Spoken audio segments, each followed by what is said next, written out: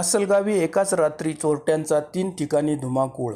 मंदिर, मोबाईल दुकान, बँक आणि मोटारसायकलवर लक्ष. मंदिरातून लाखोंचा ऐवज पळविला. मोबाईल दुकानातून मोबाईलवर रोकड लंपास केली. मोटारसायकलचीही चोरी केली तर बँकेतील चोरीचा प्रयत्न मात्र फसला. लासलगाव शहरात चोरट्यांनी एकाच रात्री 3 ठिकाणी चोरीचा प्रयत्न केला तर एक मोटारसायकल चोरून नेली आहे. या घटनेने लासलगावसह परिसरात भीतीचे वातावरण निर्माण झाले असून पोलिसांसमोर चोरांना पकडण्याचे आव्हान निर्माण झाले आहे.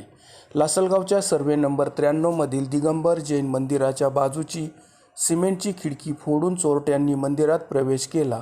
मंदिरातील पद्मावती मातेची सोन्याची पोत, चांदीचे सिंहासन, चांदीचे पंचमेरू छत्र, दानपेटीतील रोकड असा लाखो रुपयांचा ऐवज चोरून नेला आहे.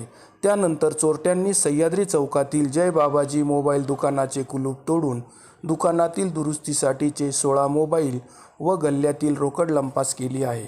मोबाईल दुकानात चोरीनंतर चोरट्यांनी थेट पंजाब नॅशनल बँकेत चोरीचा प्रयत्न केला.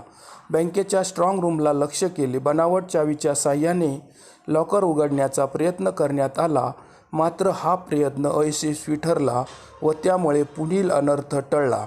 शहरातील गुरुसावली परिसरात राहणारे ज्ञानेश्वर कुमावत यांच्या घरासमोर उभी असलेली मोटारसायकल देखील चोरट्यांनी चोरून नेली आहे.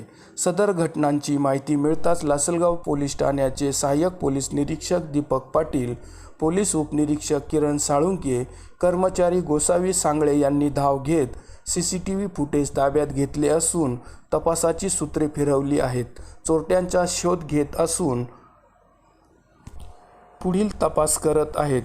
दरम्यान या घटनांनी मात्र लासलगावसह परिसरात भीतीचे वातावरण निर्माण झाले असून पोलिसांनी देखील रात्रीची पेट्रोलिंग वाढवावी अशी मागणी होत आहे.